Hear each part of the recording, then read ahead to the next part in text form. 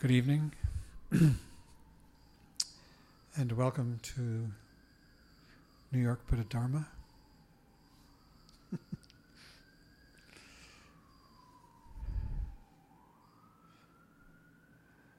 So tonight we're continuing on with the topic of meditation, and tonight the focus is on working with belief.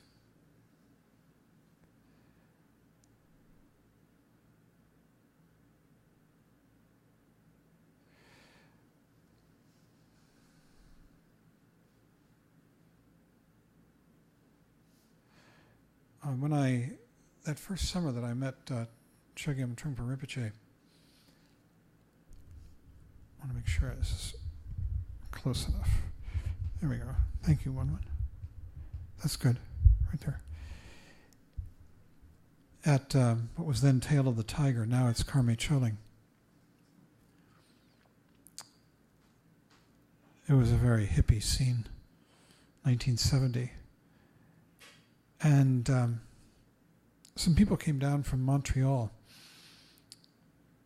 who were with the television station up there to interview this Tibetan Lama. And I watched the interview take place. It took place out on the front lawn in front of the old woodcutter's house. And Trungpa Rinpoche was dressed in kind of an embroidered shirt. I don't know where it came from, some sort of hippie thing, or Indian, American Indian. And the two people who had come down from Montreal were definitely hippies. They had long hair and bell-bottom pants, and one of them had a shoulder-mounted camera, video camera, and the other one had a tape deck with a microphone.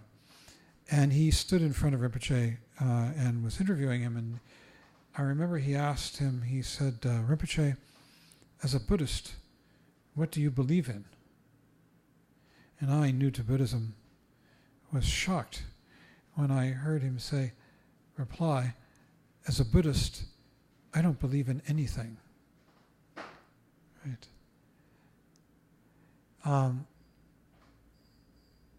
There was also a famous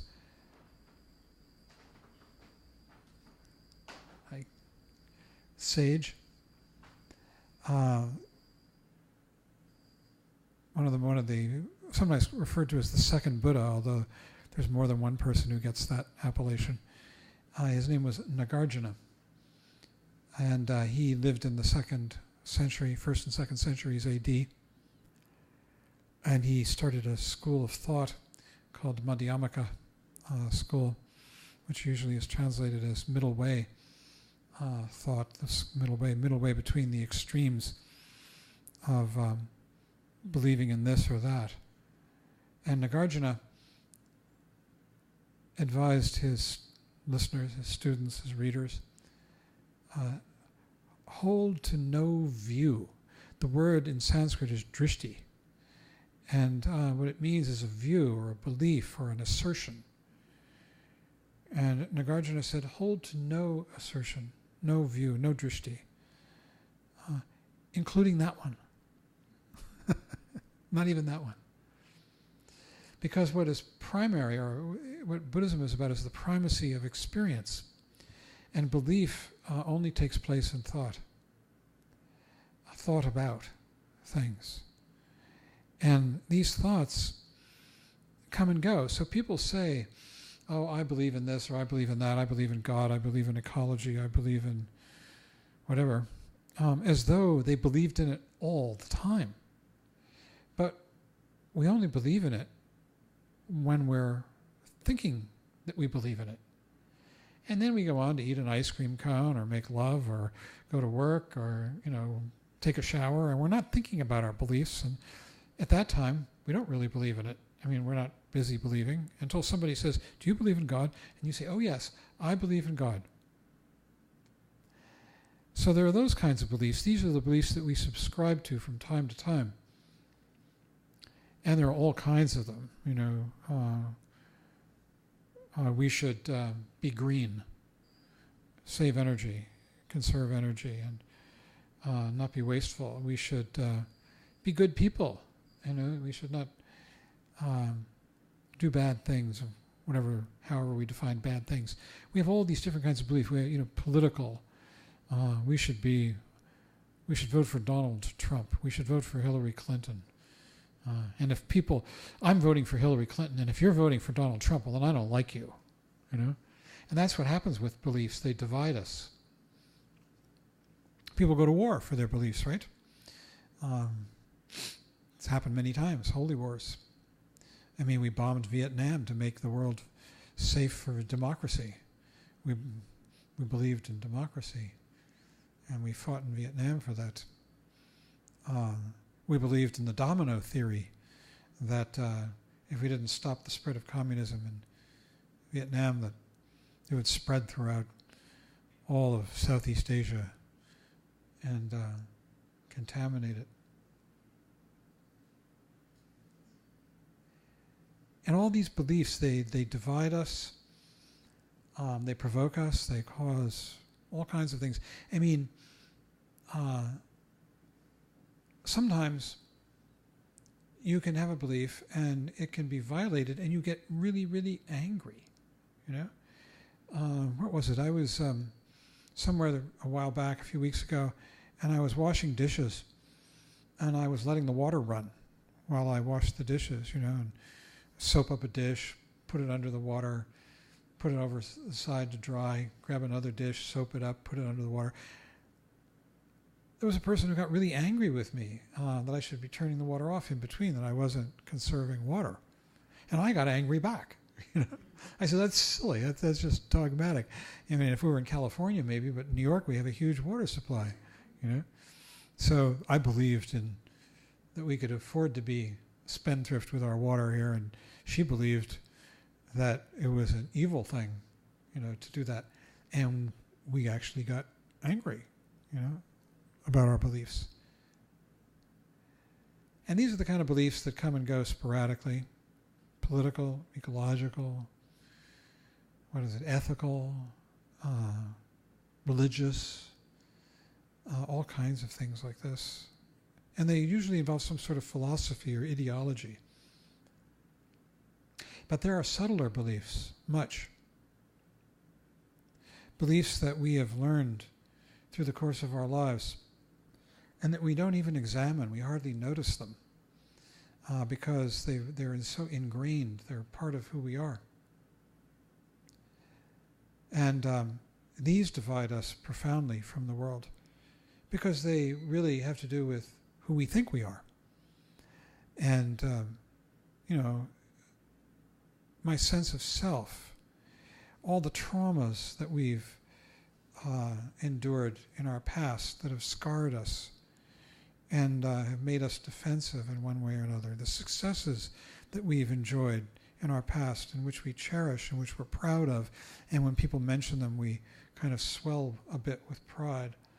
The experiences of the past very much condition us. And really, this is the way karma works. We have an experience in the past that affects us profoundly, emotionally, causes a reaction of one kind or another. And that memory, the memory of that experience, is stored in our, to use the sort of modern Freudian term, in our unconscious. In the Buddhist psychology, it's called the alaya vijnana, the alaya, the storehouse. The alaya means storehouse, and vijnana means consciousness. So it's an aspect, actually, of our consciousness, referring to the fact that in mentation and consciousness, these memories are stored in sort of an embryo. And in fact, when they're lying dormant, we're not thinking about that experience we had when we were bitten by a dog as a child. You're not thinking about it now. You're not thinking about your mother until I say the word mother. And then that seed, those are called seeds, those embryonic seeds, they spring to life, and there is mom. suddenly in your consciousness. Something in the environment causes that seed to ripen, they say. And it springs to life, and suddenly mom is in our thoughts. Or suddenly you're walking down the street and you see a dog, and the memory of having been bitten when you were 4 arises, however faintly, and you're a little cautious about that dog. We've learned over the years that very few dogs bite, actually. But still, there's always that chance, and you're on guard, much more so than the person standing next to you who's never had that experience. So these experiences are stored as seeds. They're called bijas in the alaya vijnana. And when they arise into consciousness, they're called dharmas. Dharmas in the sense of discrete events, discrete experiences, as though they're sort of atomic, meaning nuclear, that they have a beginning and an end, these experiences. And they are like building blocks. And these really constitute beliefs about who we are, beliefs that you got to be careful about dogs, right? Beliefs that my mom was a kind person, and when I think of her, my heart warms, or my mom was an evil person, when I think of her, I get angry, and these beliefs define us, and we think of ourselves, and we sort of feel who we are, and other people feel who we are too. They can sense it, even when we're not thinking about mom. But they might sense that we're a person who had an angry mother, just by the way we react to women, as an example. So they say that these beliefs, these seeds, as it were, perfume the alaya, perfume the storehouse. And the term for that is vasana, the perfume. And what it means is that when you meet someone, they have an affect, they have a style. Your style is different than Kristen's, than one's. And you can feel the different character coming out. And that character is partly what you're born into. Partly it's not learned. It's sort of like what you grew, like your flesh. But there are aspects of it that are definitely accreted, that are learned over time. And these very much have to do with beliefs. And one of the beliefs might be that the world is a dangerous place. That the world is a place full of suffering. And that I'm a suffering person, a confused person, an unhappy person. And you believe that, although there might be moments of respite from it. And really what meditation is about cutting through beliefs. That's one of the main things it's about. In fact, meditation, you could say, certainly can be described as the development of prajna. Prajna is wisdom, usually translated as wisdom or transcendent knowledge. And to define that further, what prajna actually is a wisdom, a knowledge, an insight that cuts through 2 veils. And in fact, the bodhisattva of wisdom, Manjushri, wields a sword, a 2-edged sword. That's what when you see a picture of Manjushri, he's always holding that sword. It's the sword of prajna. And it has 2 edges because it cuts through these 2 veils. And one veil is the veil of beliefs. And they call it false beliefs about reality, or primitive beliefs about reality. Herbert Gunther translated it as primitive beliefs about reality. But really, any belief is primitive. Any belief. The other veil is the veil of conflicting emotions. That's the way it's often translated. Klesha. Klesha means conflicting emotions. It means defilements. It's the passions, lust, jealousy, pride, anger, poverty mentality, greed. These are the defilements, they're called, and they represent the other veil that the sword of prajna cuts through. And that's what we're doing when we meditate. We are developing our sword of prajna to cut through the two veils. And what happens when we cut through the two veils? Then we begin to see the world as it really is, instead of through the filter of our beliefs. Our beliefs are always value-laden. They're always value-laden. It's good to vote for Hillary. It's bad to vote for Donald Trump, or whatever you think. Vice versa, if you're of that camp. It's good to believe in God. If you're a theist, if you're a Christian, Christ will save you. And if you're a Mormon, or isn't it Mormons who say there are only 80,000 some odd places in heaven, and if you don't subscribe to the Mormon religion, is it Mormon? I think I'm getting it mixed up with another subsect of Christianity. That they're the Jehovah's Witnesses. Excuse me, forgive me, Mormons. It's the Jehovah's Witnesses who come to your door and tell you there are only so many places left in heaven, and you better subscribe to become a Jehovah's Witness if you want to go to heaven, because if you don't, you are not going to heaven. You're going to, I don't know where, the bad place. So belief always entails some kind of consequence, good or bad. And these consequences are always forward-looking. If Trump gets elected, it's going to be terrible. My God, where the country's going to go to hell in a handbasket. So they're forward-looking. And they're also backward-looking, because we look back and we look at what produced all this and the evil deeds or the good deeds or whatever it might have been.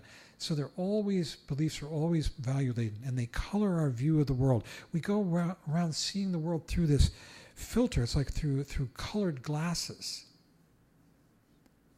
of our beliefs. And the most subtle beliefs we have, the most ingrained and pernicious, are the beliefs we have about ourselves.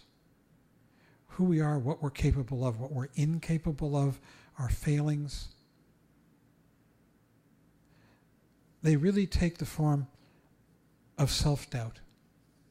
Even when we're proud of something and confident, if you're telling yourself, I can do it, you're not confident.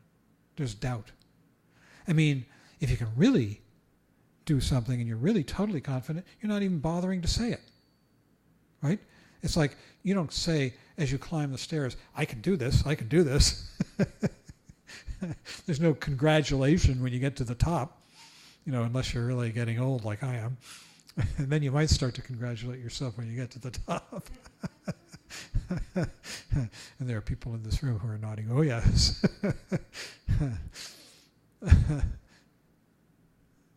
So true confidence is really quiet. It doesn't involve belief.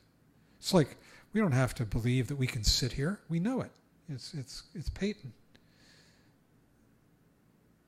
But if we thought we had to believe it, then there'd be some question, some quality of doubt underlying the belief. Well, otherwise, why bother to assert it? Any belief. So meditation, you see, is really we're getting cured of beliefs. We're getting to the point of Nagarjuna, who didn't hold to any drishti, any view. And in fact, all of Nagarjuna's teachings, all of it, what he spent his life doing, was refuting beliefs, refuting views. Someone would come to him and they would say, he would be in an argument. His most famous work is called the Root Verses on the Middle Way, the Mula Madhyamaka Karika. Right? You know this one, right?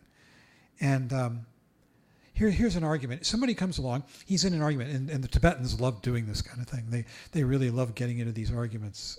It's a form of debate, actually, because it works your mind. It helps you develop the confidence to give up any belief in any assertion. So someone will say, there is such a thing as cause and effect. The Tirtika, that means the heretic, the bad person, the person who holds the wrong view, asserts that there are causes and effects. So Nagarjuna or the Madhyamakan will say, well, if you assert that there are causes and effects, then you must agree that the cause must come before or at the same time as or after the effect. Those are the three possibilities. Would you agree? And the Tirtaka says, yes. Those are the three possibilities. And then the Madhyamakan would say, well, it's absurd to assert that the cause comes after the effect, because then how could it cause the effect? Tirtaka says, agreed. And he says, and then the Madhyamakan says, and if it came before the effect, then it can't produce the effect because it has no contact with the effect. You know, if it really came before, you know, and the Tirtaka has to agree to that. And then the Madhyamaka says, and if it came at the same time as the effect, so that it had contact with the effect, you know, then how could you tell one from the other? So this is the way Nagarjuna went about. This is called reductio ad absurdum, reducing to absurdity. That was his main form of argument. And there's some other things he did as well, to show that no assertion, no belief in language holds water. They're all internally inconsistent and can be reduced to absurdity. And the reason is, it's a problem in language, that language is taking what is inherently fluid and continually changing, this thing we live in, and trying to freeze it. When you say there is a cushion, it's frozen. It's as though the thing actually exists in an unchanging fashion with the definition cushion. But the fact of the matter is, now I'm not looking at it, now I am. And not only that, you know, so my experience of the cushion is changing continually. And not only that, but that cushion, if you could see it, is degrading continually. You know, it's got a half-life like anything else. It's going to eventually turn back to dust, just as we will. And so nothing actually has that kind of solid ongoing existence. And there's this constant problem with language that nouns, verb, a noun which is an unchanging thing, changes. That's what verbs do. And language can't really deal with that inconsistency. And that's what Nagarjuna exploited, to show that all the beliefs that we hold are not really true. There's sort of useful ways to take things, but if we actually believe them and walk around thinking about them, then we walk around in a haze. So what meditation is the constant act of coming out of belief and coming back into the fluid, immediate present. I heard a story recently. I'm not sure if you told me this, about Trungpa Rinpoche and smoking. No? Oh, yes. Did you tell me that? I've been thinking about that one all week. It's a beauty. Towards the end of his life, remember, you know, this was back in the 80s, we all smoked all the time. I gave it up in 1989. Haven't had a cigarette since. Sometimes I have nightmares that I've started smoking again. Haven't had one of those in a while, but I used to wake up and think, oh my God, I had a cigarette, you know. And then it's just a dream. But we all smoked back then. He gave it up before he died, which is a little earlier than me. And tell me if I get this right for the recording, that the reason that he gave it up, someone asked him why, and he said because he realized that he was smoking and not being aware of it. He smoked a cigarette and wasn't aware of it. I mean, can you imagine that quality of awareness, that you just smoke a cigarette and you're not aware of it and you give up smoking? I mean, that he was here for all of it, you know? Think about how often we go into dream in the course of 5 minutes, you know? And to be here alive and aware, That's marvelous. That's such an example. Said Cigarettes gave me up. That's great. That's even better. Because there's no ambition. It's kind of...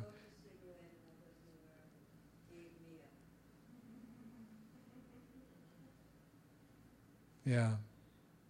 So, I mean, it's something we should aspire to, really, to, as we're walking around, I mean, be here for our lives instead of being lost in daydreams. And those daydreams are driven by beliefs about who we are, beliefs about what we need to be, what we can't be, what's going to happen to us if we don't, what will happen to us if we do, what has happened in the past, and isn't it terrible or wonderful or whatever it was. And these are the dreams and the beliefs that take us away from our lives. So meditation is about the gentle, really, the very gentle cutting through of belief, because we gently come back to the present with compassion for our beliefs. And you can't try and push them out the door. You can't try and kill them with that sword. Because if you do, you turn them into an enemy, and then they're there. You're busy trying to kill them, and they got to be there if you're trying to kill them. But instead, what you can do, what each one of us can do, is we can just be aware of them. And in being aware of them, we come out of them. We take away their power. As soon as one is aware that one is dreaming, caught in some kind of isn't that person terrible? They're going to vote for Trump. Can you imagine? What kind of people do that? Isn't that person, that bomber, horrible? He ought to be killed. I hope the police kill him. And we get caught up in a passionate, ethically driven belief, and we become killers ourselves, full of anger. Someone said to me today, I'm definitely becoming a racist. A racist? After the bombing. I'm a racist now. Yeah, that can happen. You could become a racist. It's easy to do. Really easy. So, last week the talk was about compassion. Week before it was about working with the emotions. Now it's about beliefs. All of this goes together. It's a picture of our mind.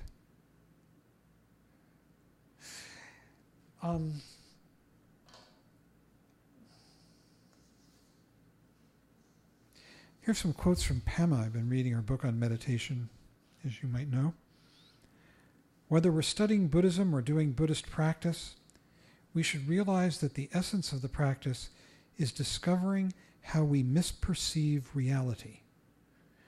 We actually have a misperception of reality. And what we're doing through meditation is training in being able to perceive reality correctly, by letting go of beliefs and just seeing it nakedly. And in doing it, we step into a world that is so fresh and so delightful and so wholesome. It's could be a great relief, from the world of ambition and fear and self-criticism. So that's all I have to say. We could have a discussion.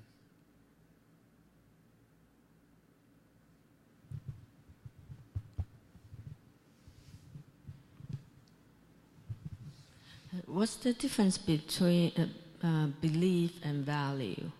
And value? Yeah. Values? Is it somewhat the same? Or What do you think? I mean, you have certain belief, then you become a value, right? Of value. Well, value seems to me to take it a step further. Belief, you could believe in cause and effect, that there is such a thing as cause and effect. And that doesn't really have a lot of good and bad in it seems to me. But you could then take it a step further and talk about good causes produce good effects and bad causes produce bad effects. And this is taught in Buddhism at the sort of for unenlightened people. It's a good thing to, keep that in mind, that if you do good deeds, you accumulate merit, meaning a healthier mind. And if you do bad deeds, you accumulate, demerits? I don't know what you accumulate. But it's inconducive to treading the path. But that's at a very relative level. And really this talk tonight was about cutting through to something much deeper and more profound. So like, for example, like to believe in equality of all humankind, everybody is born equal. So that is a belief, or that is something that, like we said, that okay, things that always change. It could go either way.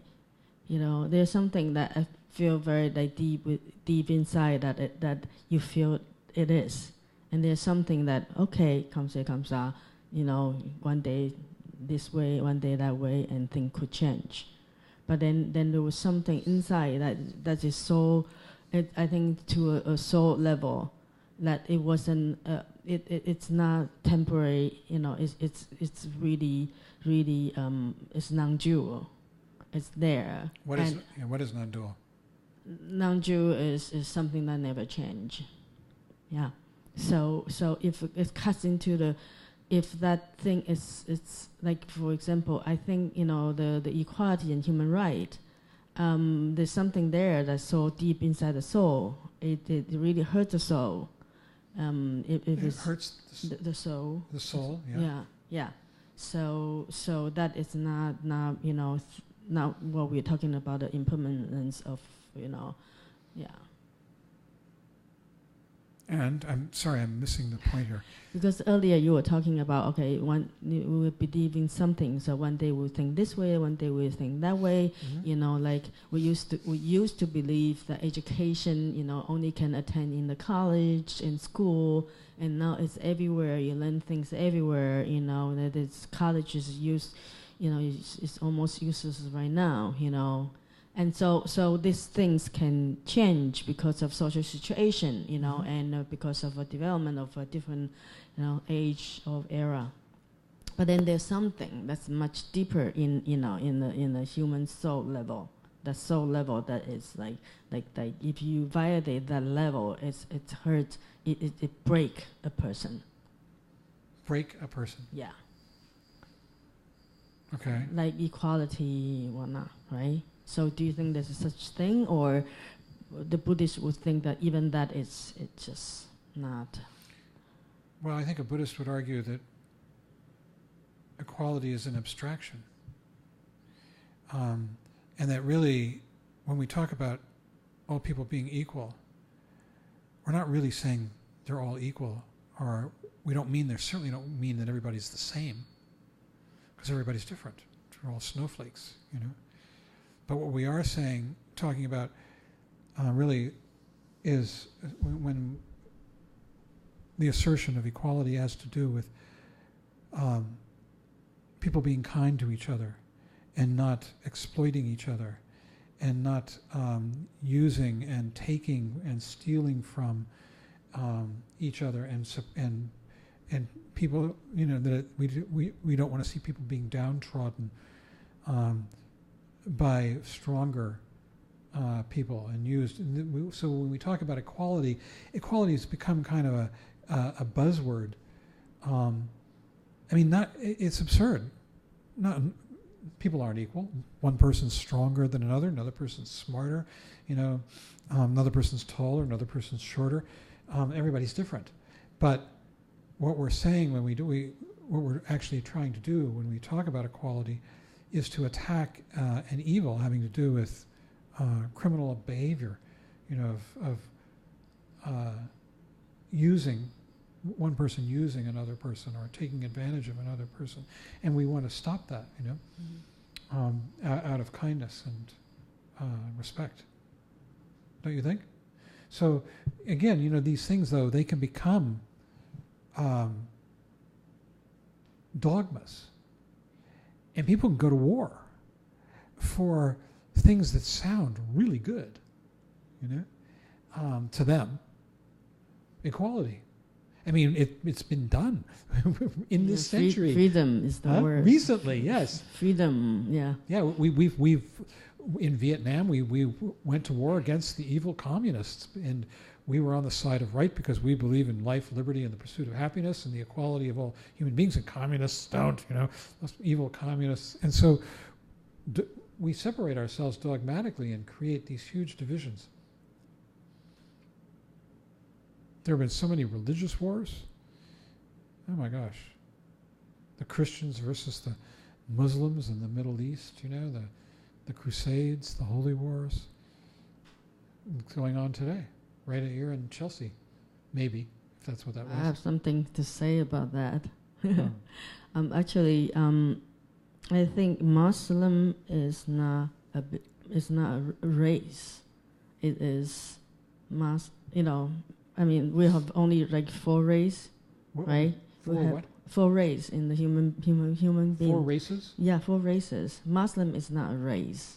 No. It's like Muslim belongs to, I think, Asian. It's a religion. Yeah, it's a religion. Yeah, so Islam. when some people say that they become racist against Muslims, this is not really correct. But anyway, but I have to thank that guy who got caught that day, because I think he planted 2 bombs. And the second bomb didn't blow off. It didn't detonate. And we were sitting right next to it at 8:30. Yeah.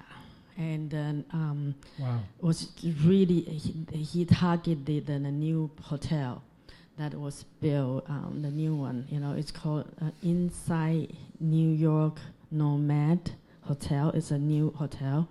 And we were inside a cafe, lounge area. And the bomb was planted right outside and did not detonate. So me and my friend would just thank him for being very not skillful about making a bomb. If it's really good making that bomb, I didn't sleep well for 2 days. I'm so tired. But then, and that also made me think about, I mean, anything can happen to you. You just have to be in the wrong place at the wrong time, or the right place at the right time. I was at the right place at the right time to teach me this lesson. And so, it's really like, yeah. But we didn't realize it until much later. I mean, we pay, me and 2 of my friends, we pay, and we just walk outside. And then soon we walk outside to 27th Street, 26th, to the 5th Avenue, 6th Avenue area. We just see a lot of ambulance and whatnot, and then we just said, okay, that's New York. Didn't even think about it, just keep on walking. And didn't know, completely unaware. So that twist of any given, like being so ignorant of it is such a bliss at that moment, I think, yeah.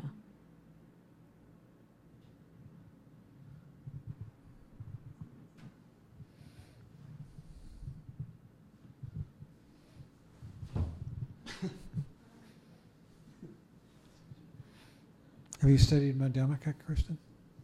I'm reading it right now, actually. Really? What are you reading? Which text? I'm reading the Westerhoff introduction. What I think is Jan Westerhoff. Oh, okay. About an introduction. Yeah, the to Madhyamaka? philosophical introduction. Mm-hmm. Yeah. So I just started. I think I'm like halfway through. So I really enjoyed. Yeah, it's a lot of fun. Yeah. And the Tibetans love to debate. You've seen those debates where they go like that, and it's ritualized, and there's like a dance, and they go through this, and there's a lot of training in Madhyamaka for monks, but then also for Khenpos, because it sharpens the mind and helps you develop a mistrust in any assertion, any belief, which means that you come back to your core intelligence, the intelligence of the mind of meditation, you might say, of just this mind that is right here in the present moment, stripped of concept and belief, which is really the most intelligent mind. Herbert Gunther had a good thing to say about words, which is the stuff of beliefs.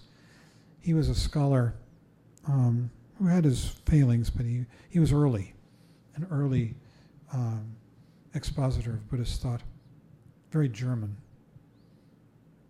And but he said that in Buddhism, there's a vast skepticism about the accuracy of the word.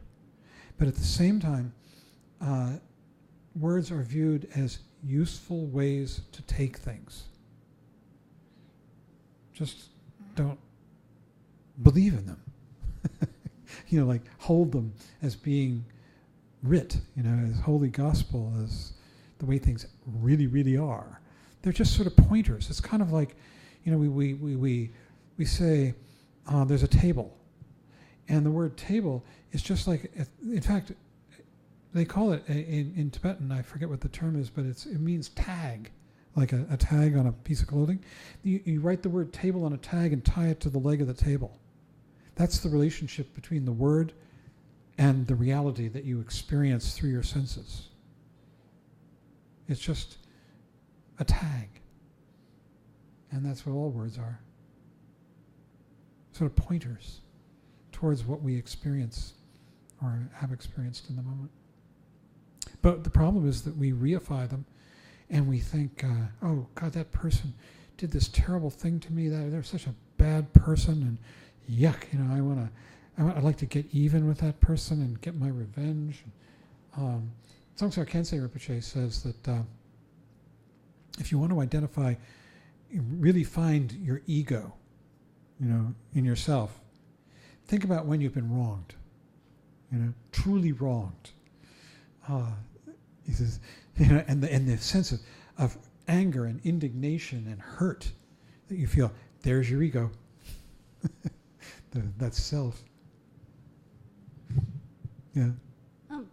Can you just say a little bit more, because at the end of your talk, when you were talking about the vividness that comes sort of as a result of cutting through beliefs through meditation, and oftentimes I'll be talking with friends and people who are not practitioners sort of about practice and meditation and Buddhism and sort of and non-belief, right? And so then they sort of will come at me and say, well, how to believe that meditation, that I should meditate, or that meditation is a good thing is a belief, right? And so they kind of will circle back on you in that way.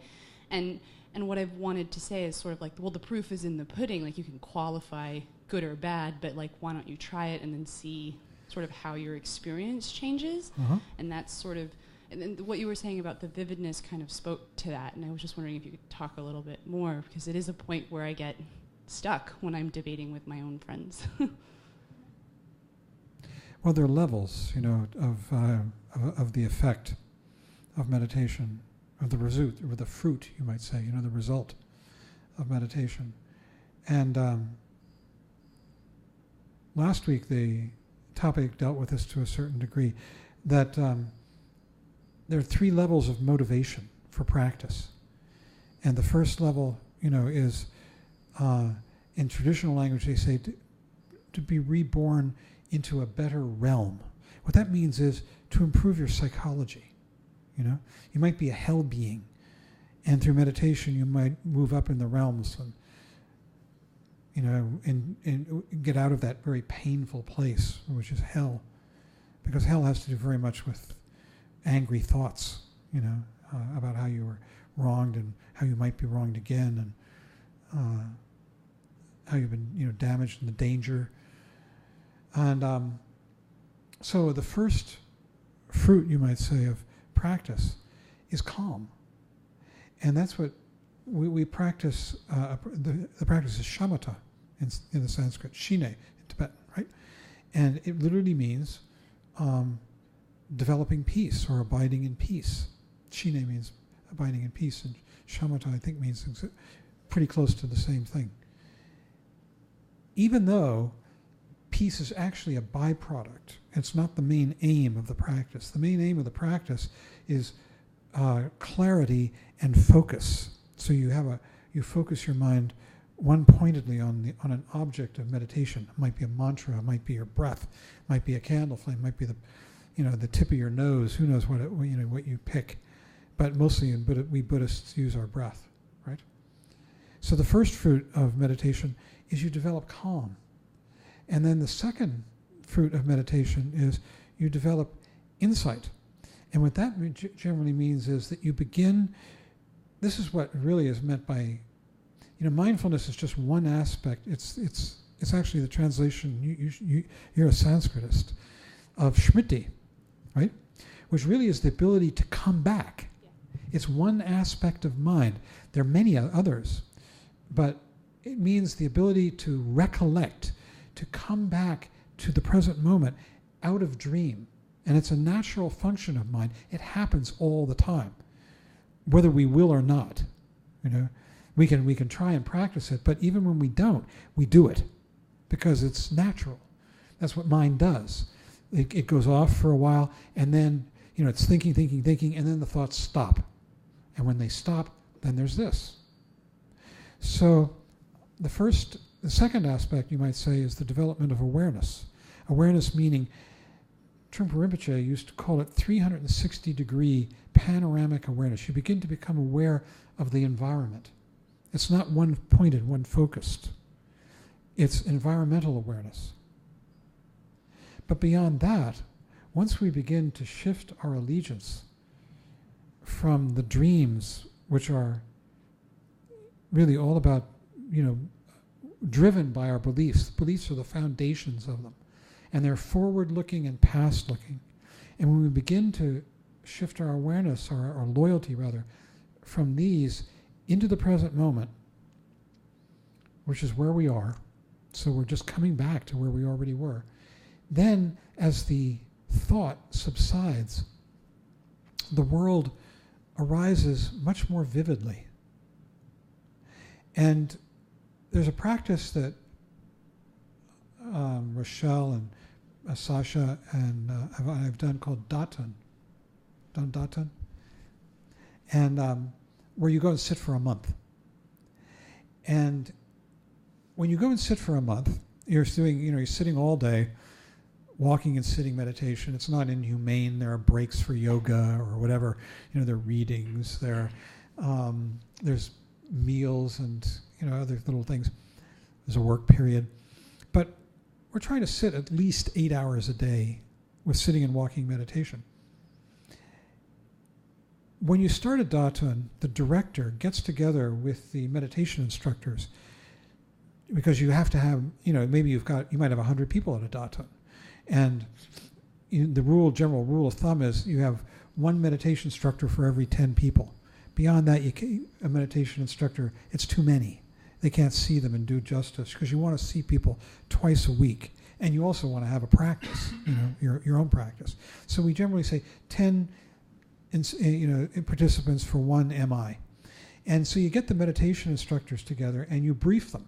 One of the things you tell them is, be prepared about 10 days in, you have a bunch of your students who will be experiencing insomnia. They won't be having difficulty sleeping at night. The reason is that their thoughts are thinning out. Now, we don't notice it very much when our thoughts thin out, because the thoughts are the foreground, and we're so focused on the foreground. We're not noticing the background. But what's actually happening is the thoughts are lessening. And as they do, it's kind of like you're taking off sunglasses, and the world starts getting much brighter. And the phenomenal world plays back to people at night, and suddenly they can't sleep. They're having these very intense memories of what went on during the day. And then we tell them, don't worry about that, and don't let your meditation students worry. It passes in a day or two. And then they get used to it and they relax, But it has to do with that vividness, because our thoughts literally gray out the world. I mean, it's very simple. Everybody's experienced it. You're lost in thought.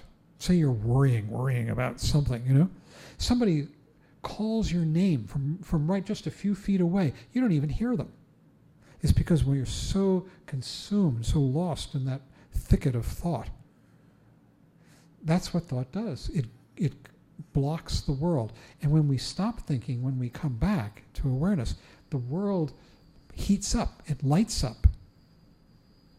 And this is all described in the texts, and more. There's a lot more to come. That because we begin as well, when we begin to experience the world much more directly, we begin to see it very differently and understand how it works very differently. And this is all described in the Buddhist texts, trying to sort of egg us on to see it, to come back into the present and see things as they really are. And there are very subtle and extensive descriptions of the way the world and our lives emerge as we come out of the fog of thought, fog of belief, and into the bright light of awareness. Thank you. You're welcome.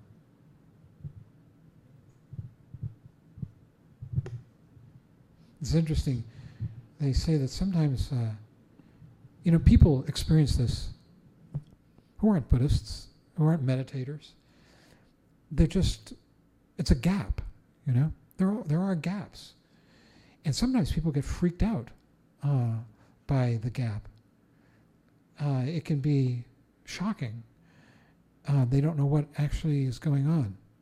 Or sometimes they just write it off. You walk down the stairs, suddenly the quality of the light as it comes through a window, just moves you. And you feel it, and your heart opens, in some way. The dusts of the motes of dust in the sunlight, whatever it might be. And then it passes and you go on and you think, that was just a passing thing. But it's not just a passing thing. Can you talk a little bit about, I think, how when you talk to people who are not familiar with Buddhism particularly, they get very uncomfortable with the idea of no belief, a system of no beliefs, so to speak, right? And I think that my sense is, the more present you are, right, that compassion develops naturally out of being present, and that is kind of an inherently good thing, but and maybe one of the best way to react to situations that require, for other people maybe feel like they need a code of action or a list of rules.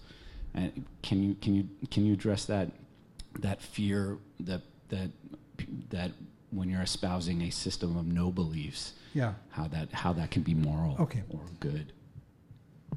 Within Buddhism, there's also a vast awareness of the frailty of human nature. I mean, the fact of the matter is we can't get to this place of no beliefs just, at a finger snap. It takes a lot of work. And in the interim, we're still lost and confused people. We're bumbling along and we're committing crimes, based on habit, past habits. And so we need some guidelines to keep us human, and also to protect us from ourselves so that we can tread the path better. And so, there's sort of a relative level, and then there's an absolute level. There is the sort of the aspiring level, you might say, of the practitioner, the aspirant, and then there's the realized level of the Buddha. And to have no beliefs, that's very advanced. Very advanced. That's Manjushri, the Bodhisattva of wisdom. I could schematize this for you. You're on the third path. For those of you who know about the 5 paths, to have no beliefs, you've tasted reality. But for most of us who are, working hard and sort of trying to make sense of this whole thing, we need guidelines, and there are lots of them. If you're a lay person, there are a collection of rules. They're called the Vinaya, and they're for lay people, monks, nuns. There are different sets of them. And there are rules of behavior. So when we do Datun, every morning we take precepts. And the 5 precepts that you take at Datun in the morning are not to kill, not to steal, not to lie, not to have improper sexual relations, whatever that may mean, and not to drink alcohol. And they say that if you break the fifth one, you'll probably break a lot of the others too. That's what we always tell people. Now, and then what you do is there's this ceremony every morning at Daten where everybody recites these 5 precepts, and if you intend to break one of those precepts, during the course of the day, like maybe you're going to have a drink with somebody, have some alcohol, you don't say it. If you do say it and then you perform the action, you have to confess it to your meditation instructor, which is really a way of making it. It's not a matter of being, you're a bad person, you broke your precept. It's a matter of bringing it really conscious, out in the open, sort of exposed, aware. But there are much more, many more rules than that, for keeping us. You see, at the beginning levels of the path, what we're doing is we are developing what is called a healthy mind, kusala chitta in Sanskrit. Kristen is a Sanskritist. And kusala chitta, and this is what happens at the beginning of the path, and what a healthy mind means is a mind that is appreciative of this life as it arises in the present moment. Now, a mind that's steeped in crime is not in the present moment. You're worrying about the past and worrying about the future, and you're really. But a mind that is steeped in virtue, that is being kind to other people, that's not committing crimes, it's easier to be appreciative of this life in the present moment. So, to be relatively a good person, you see, once you've developed real insight, once a person has seen, you might say, at the hands of a teacher probably, then the funny thing is, to go back and behave according to the rules is regarded as corrupt, as a corruption. But until you have that insight, you rely on the rules to keep you safe, to keep you decent, and to help you further, tread the path towards true insight. So there are lots of them, yeah. So the rules are almost like training wheels. Yes. Great, that's perfect. That's it. They are training wheels. We need them until we don't. They are training wheels. And they're very clumsy, I mean, there are times when it's actually improper to behave according to a rule.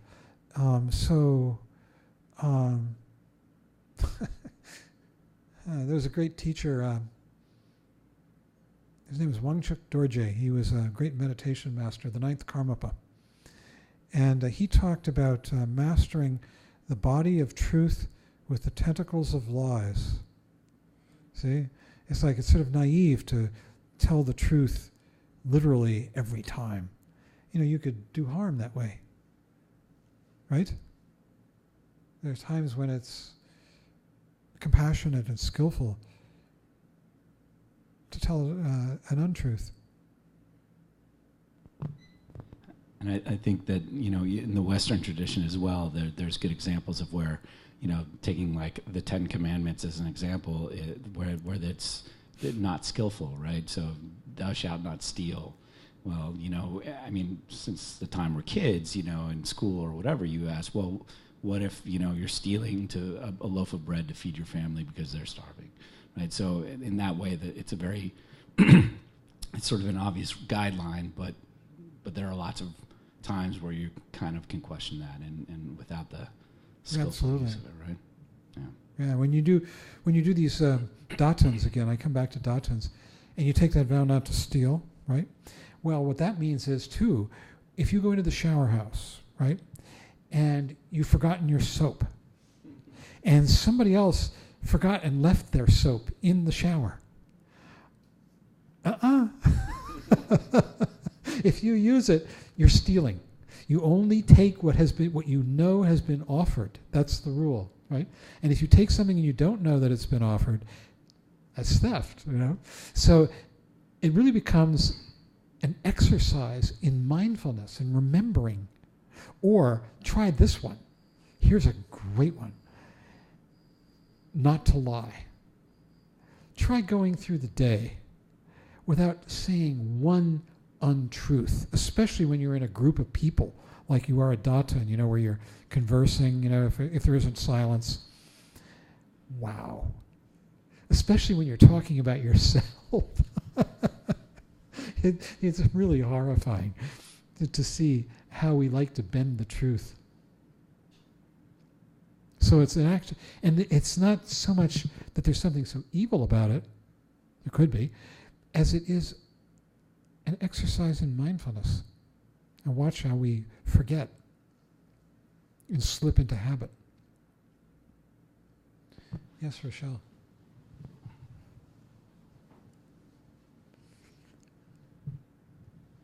I'm Kim from Atlanta, and I just want to thank you all for letting me be an interloper tonight.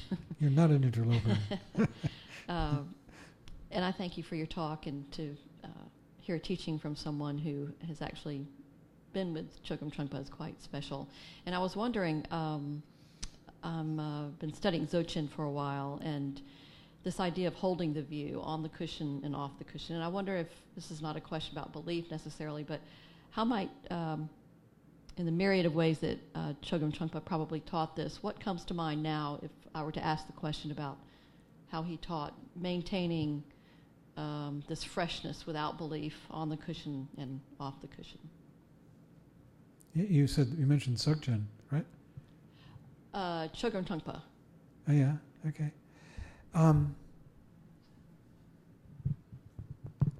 I always felt, and I'm sure Rochelle would agree, and Sasha,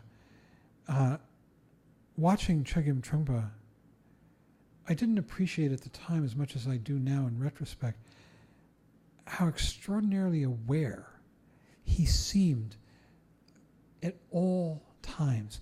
I mean, the way he held a cigarette, the way he picked up a glass and lifted it to his lips, everything looked like he was right there for it. It was a huge lesson, for me, because I lose my mind all the time, forget. And yet I felt about him that he didn't, that he was just there. Is that what you mean?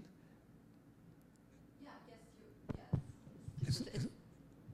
It's inspiring to hear about the experience, because I don't think I've ever met anyone who has, spent time with him, and so I appreciate that. And I did mention Dzogchen is what you were talking about. Dzogchen, yes. So, where are you studying Dzogchen? Dujam Lingpa through Alan Wallace. Through Alan Wallace, okay. Yeah, and we're kind of combining it with our home group in Atlanta with Drepung Majamakas, so we are looking at it from both angles. It's interesting. Probably never before in history have we been able to do that, Well, I don't know. Madhyamaka is great preparation and a complement to Dzogchen, and is often, people are often studying Madhyamaka as they study Dzogchen. It sort of clears away debris, the Madhyamaka. Yeah, that's terrific. Dujam Lingpa. Mm. And are you doing that Nundra that comes out of the, that came from Dujam Lingpa? Are you doing any of that? Mm-hmm. Yeah, that's great. That's wonderful.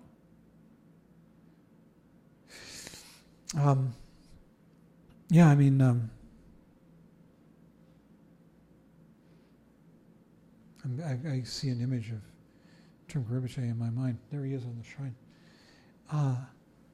I never met anyone who enjoyed people to the degree that Trungpa Rinpoche seemed to.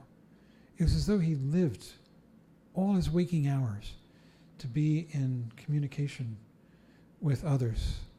And his interest in other people was so intense. It was like he was always listening to someone else, And he never seemed to tire of it. I think he just loved people and in all their aspects. I asked him once, I said, do you ever meet people you really don't understand? He said, no. He said that he really, in terms of helping a student, he knows everything. He said he knew everything he needed to know in about 6 minutes. The rest of it, I guess, was just play. He loved to play. Well, one of the things about Trungpa Rinpoche, which I found very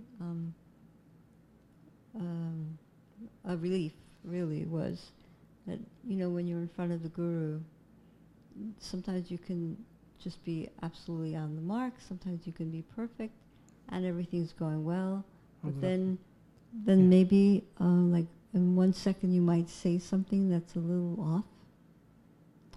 And I remember couple of times, like, I'd say something to him, and then once he turned his back and walked away from me.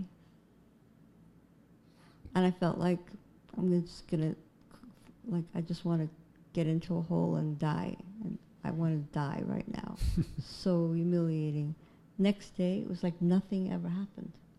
He never held a grudge. He let you know right on the spot, in just like a little subtle way, of what went wrong or whatever it is, and then he just let it go.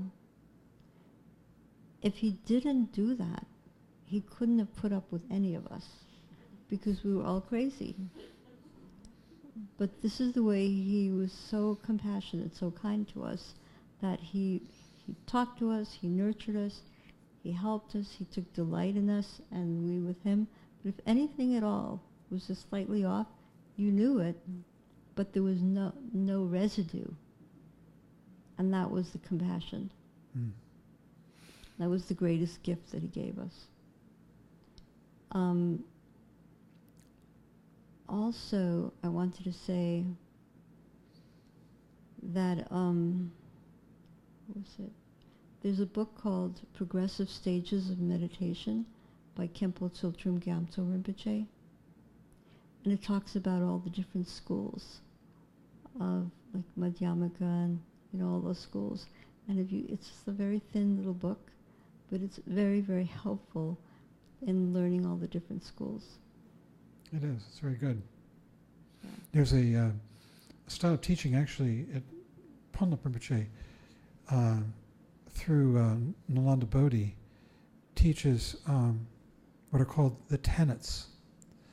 And the tenet approach to Buddhist education takes you through 4 main schools that developed over the course of over the centuries. 2 of them, so-called Hinayana, lesser vehicle or foundational vehicle schools, and the other 2, Mahayana.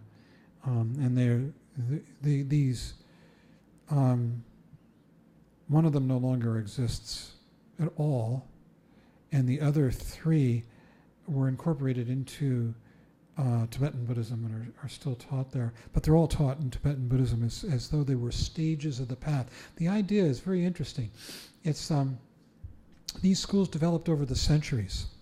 The first one is the Vaibhashika school, and the second is Sarvastivada. These are both the Hinayana schools. Sarvastivada went north in Tibet and was preserved it's the foundation of the Hinayana doctrine at the the level of the first, the Hinayana stage of the path. The Shravaka and Pratyeka Buddhayana. All that doctrine came from the Sarvastivada school that went north.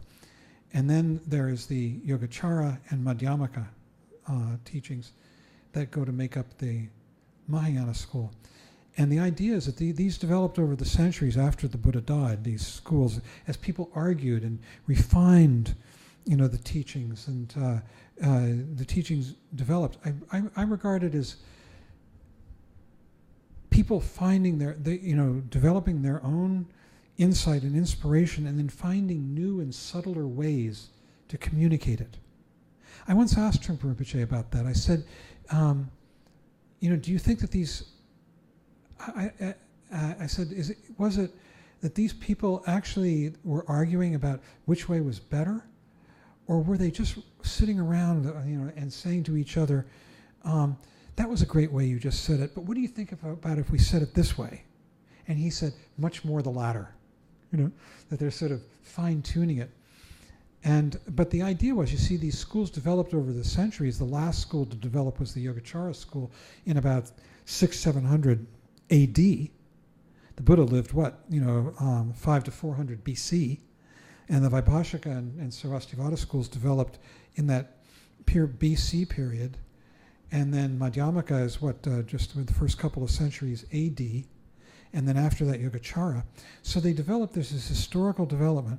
And then there's this assumption within Buddhism in the tenet, the idea of the tenet teachings, which is what this book that Rochelle just mentioned so beautifully and very concisely teaches. The idea that as the individual develops, through their own practice and study, they retrace the development of the schools, as though their state of mind can be described best by first the Vaibhashika school, then the Sarvastivada school, then the Vaibhashika, and then Madhyamaka and Yogacara. Not sure about the order there. Might have been Yogacara and then Madhyamaka, even though they came at different times. And the funny thing is that there was a pseudoscientist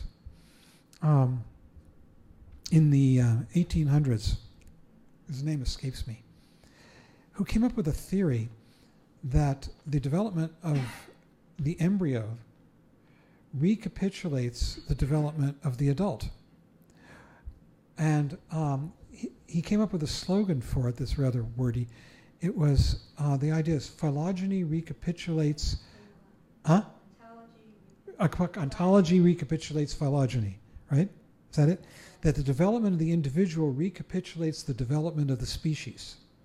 And it was regarded as pseudoscience. It's sort of like the idea that an embryo in the womb, a human embryo has a tail, and my sort of lizard-like, and it's been debunked, although it keeps coming back. It's really weird, even in modern times.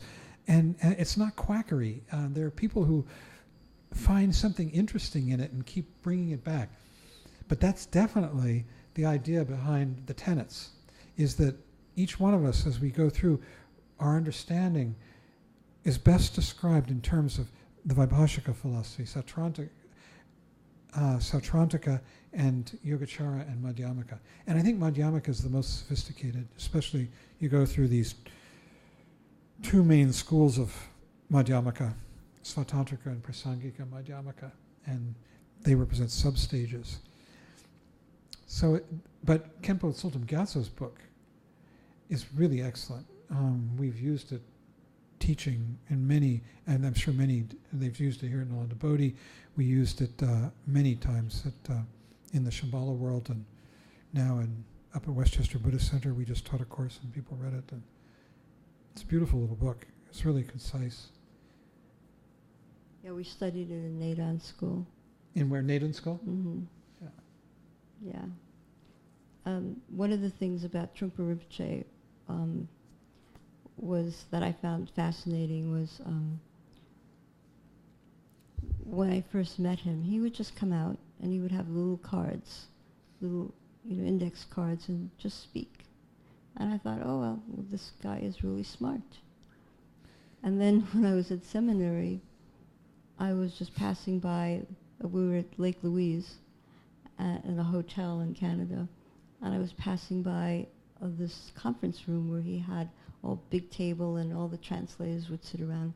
And Rinpoche, I just noticed that Rinpoche was sitting at the table looking through Tibetan texts, these long, the pages, right? Pages. And Yeah. He had his glasses on and he was looking through texts. And there were the little white index cards. He had a pen in his hand and he would just take notes. I was like, what is this? I couldn't believe it. Our teacher was studying, was looking through texts, and then he'd come into the shrine room, and then he would just give this talk and just glance at the cards. And so even though people thought he was this outrageous, crazy Lama, really he was a very traditional Tibetan teacher who was so skillful in that he knew how to teach the people that the Western students. And in a way, that's exactly the way Shakyamuni Buddha was, because he would teach, depending on the group, depending on the people, he would teach in a way that was right for them. And so sometimes he would, give a talk in one way, and then he'd give a talk in another way, and that's what Trungpa Rinpoche did. He knew his audience, and he spoke to them in that way. But he was very traditional, that he taught us the Hinayana, that we had to sit, we had to study.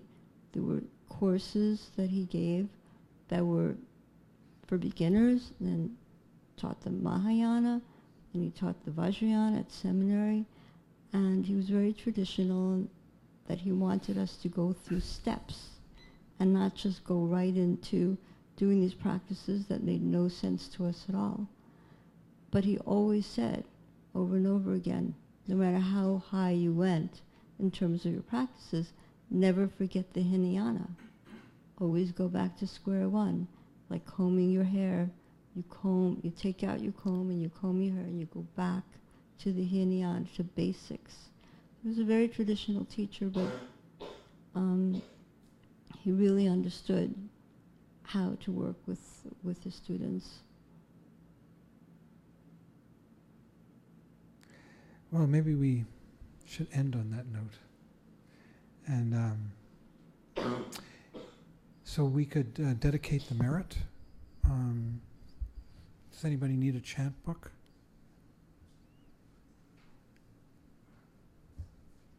Yeah.